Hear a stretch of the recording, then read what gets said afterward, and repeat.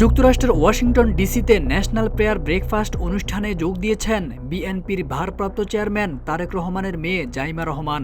আর এ নিয়ে জাইমা রহমানের রাজনীতিতে প্রবেশের কৌতূহল আবারও নাড়া দিয়েছে রাজনৈতিক অঙ্গনে। রাজনীতিতে তার প্রবেশের গুঞ্জন একদিকে যেমন দলটির সমর্থকদের মধ্যে নতুন আশার সঞ্চার করছে, তেমনি বিএনপির ভবিষ্যৎ নেতৃত্ব নিয়ে নতুন আলোচনারও জন্ম দিয়েছে। সংশ্লিষ্টরা মনে করছেন ন্যাশনাল প্রেয়ার ব্রেকফাস্ট স্রেফ একটি ধর্মীয় অনুষ্ঠান হলেও তাতে রাজনীতি সংশ্লিষ্ট বিশ্ব নেতারা অংশগ্রহণ করে থাকেন।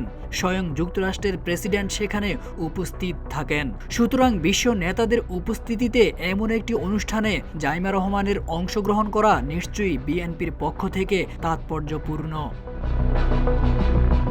এমন প্রেক্ষাপটে ধারণা করা হচ্ছে, রাজনীতিতে যুক্ত হওয়ার আগে রাজনৈতিক পরিবেশের সঙ্গে ধাতস্থ করার জন্য ঐতিহ্যবাহী এই প্রাতরাশ অনুষ্ঠানে জাইমাকে পাঠানো হয়েছে।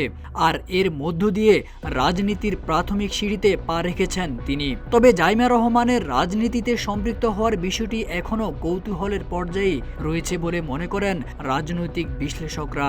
কারণ বিষয়টি বিএনপি এখনও কোনো ঘোষণা দেয়নি, কিংবা জাইমা রহমান নিজেও বলেননি তিনি রাজনীতিতে সক্রিয় হচ্ছেন। রাজনৈতিক বিশ্লেষকরা মনে করছেন, রাজনীতিতে জাইমা রহমানের আসার সম্ভাবনা বিএনপির জন্য নতুন চ্যালেঞ্জ এবং বিরোধী শক্তির জন্য একটি বড় কৌশল হতে পারে। এছাড়া বিএনপির জন্য নতুন একটি শক্তিশালী নেতৃত্বের সূচনা, কারণ তরুণ প্রজন্মের মধ্যে তার জনপ্রিয়তা এবং বাবার রাজনৈতিক ঐতিহ্য তাকে দেশের রাজনীতিতে একটি গুরুত্বপূর্ণ জায়গা তৈরি করে দিবে। 1-11 সরকারের সময় চিকিৎসার জন্য 2008 সালে সপরিবারে লন্ডন যান তারেক রহমান। এর ফলে ছোটবেলা থেকে লন্ডনেই পড়াশোনা করেছেন জাইমা রহমান।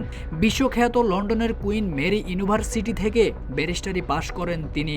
এখন জাইমা রহমান পুরোদস্তুর রাজনীতিতে আসবেন কিনা তা নির্ভর করবে তার বাবা মার সিদ্ধান্তের উপর। মার্কিন কংগ্রেসের আয়োজনে গত 5 ও 6 ফেব্রুয়ারি ন্যাশনাল প্রেয়ার ব্রেকফাস্ট অনুষ্ঠানে জাইমা রহমান ছাড়াও অংশগ্রহণ করেন বিএনপির মহাসচিব মির্জা ফখরুল ইসলাম আলমগীর ও স্থায়ী কমিটির সদস্য আমির খসরু মাহমুদ চৌধুরী। তারেক আজিজ খান, রূপালী বাংলাদেশ।